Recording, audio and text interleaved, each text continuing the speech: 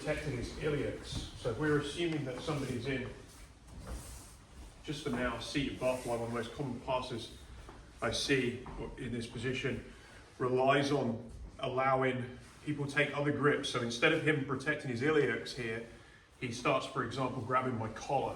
Doesn't matter which side, he could go cross collar, whatever, he's grabbing my sleeve, making these, and what then starts to happen is I'm allowed to get weight on it. He allows me to get weight on that iliac bone. And the more I can get weight on that iliac bone, the more problems I'm gonna give him.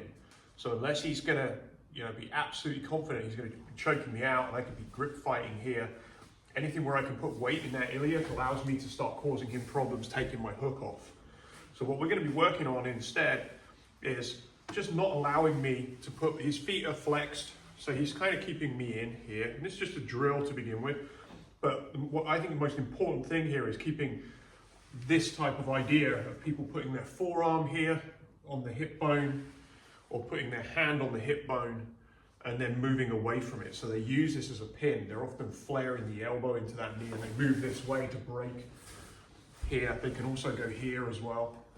So the key point is we just don't allow weight into our iliacs, into the iliac crest. And part of the reason this is so important is when you look at what people are doing when they put their hand on the iliac or they put their elbow on the iliac and they flare, is that they're pinning one of the hips. So a lot of the time we think about shoulder pinning, we talk about moving our hips, you hear that a lot. But in terms of pinning the hip, you don't really hear it, but this is what people instinctively do by putting their hand here, putting their forearm here. And if you allow that there because your hands are somewhere else, the longer you give them while he's gripping me and trying to do something to me, unless he's going to finish that choke, he's getting into problems because I'm making his hip bare low. So all we're going to do as a drill is he's going to have his hands there, almost like he wants to turn his thumbs out. I want the idea of him having full rotation in his thumbs. And as I go to put my arms anywhere on here, he's just almost like Fonzie in Happy Days. He's going to clear it off. So he's going to turn, and from there he can pull me in, underhook me, whatever he wants to do.